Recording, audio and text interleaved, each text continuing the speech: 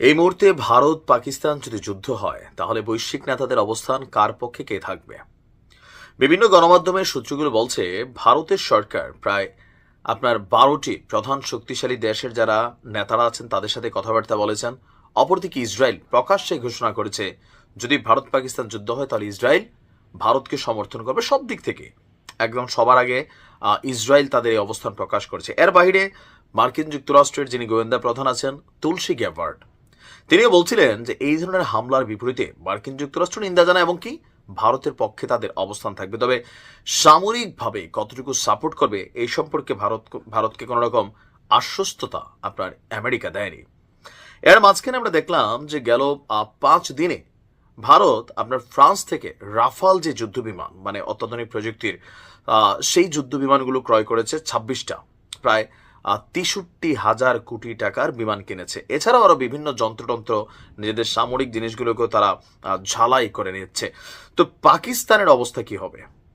অর্থনীতিতে বিভিন্নভাবে সূচকে মাইনাসে থাকা এবং কি ঝুঁকতে থাকা অর্থনীতিতে পাকিস্তান কি এত বড় যুদ্ধের ব্যয়ভার বহন করতে পারবে?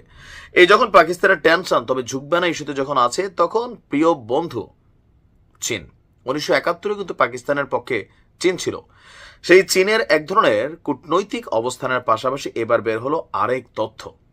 চলমান পরিস্থিতিতে পাকিস্তানের হাতকে শক্তিশালী করতে ক্ষেপণাস্ত্র সরবরাহ করছে বেইজিং। ইতিমধ্যেই চীন থেকে অত্যাধুনিক PL-15 আকাশ থেকে আকাশ মানে এয়ার টু এয়ার যে ক্ষেপণাস্ত্রগুলো আছে সেগুলো অলরেডি হাতে পেয়েছে পাকিস্তানের বিমান বাহিনী।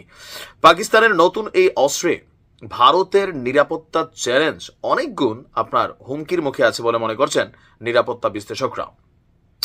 ভারতীয় সংবাদ মাধ্যমগুলো দাবি করছে যে সম্প্রতি গেল 2-3 দিনের মধ্যে পাকিস্তানের হাতে অত্যাধুনিক PL-15 এই ক্ষেপণাস্ত্রগুলো তুলে দিয়েছে চীন। যে 27 এপ্রিল পাকিস্তানের বিমান বাহিনীর সামাজিক যোগাযোগ মাধ্যমে 3টি JF-17 যুদ্ধ বিমানের ছবি প্রকাশ করেছে, যা চীনা PL-15 যে ক্ষেপণাস্ত্র আছে সেটা দ্বারা সজ্জিত। এই যুদ্ধ বিমানগুলোর ছবি প্রকাশের মাধ্যমে পাকিস্তান পরোক্ষভাবে ভারতের প্রতি এক ধরনের শক্তি প্রদর্শন করছে বলে মনে করছে বিশেষজ্ঞরা। এখন এই JF-17 যে বিমানগুলো আছে যুদ্ধ বিমানগুলো, এগুলোর ডিজাইন এবং উৎপাদন হয়েছে চীন পাকিস্তান যৌথ উদ্যোগে।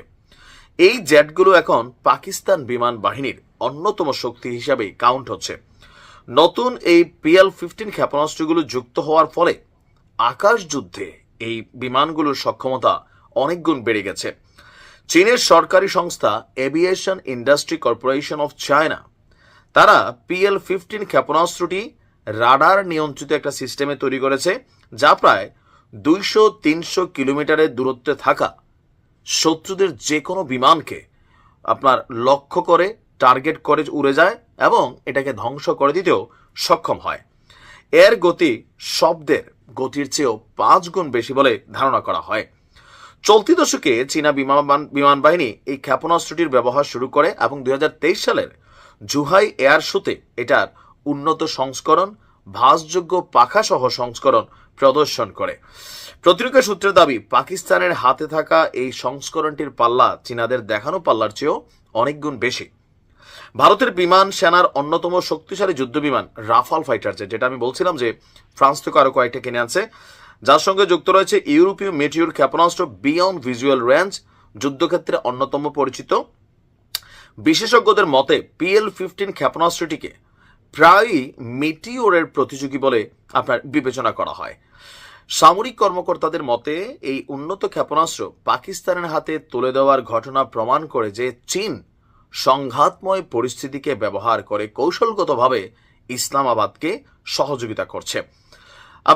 নিরাপত্তা বিশ্লেষক এবং যুদ্ধের সম্পর্কে যারা বিশ্লেষণ করেন তাদের বক্তব্য পাকিস্তান আকাশ যুদ্ধে ভারতকে চ্যালেঞ্জ করার সক্ষমতা রয়েছে।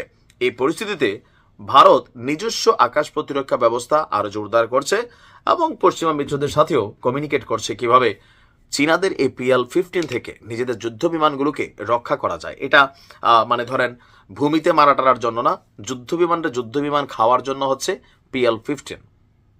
তো পাকিস্তানের কৌশলটা হচ্ছে যেটা মনে হচ্ছে যে বিমান কেনার থেকে আমরা ক্ষেপণাস্ত্র কিনি যেটা দিয়ে আস্তে আস্তে বিমান উড়াই দিব। যুদ্ধ তার নিশ্চিত হতে যাচ্ছে, শুধুমাত্র সময়ের অপেক্ষা। তবে এটা বাংলাদেশের জন্য খুব ভালো সংবাদ না। ভালো থাকুন।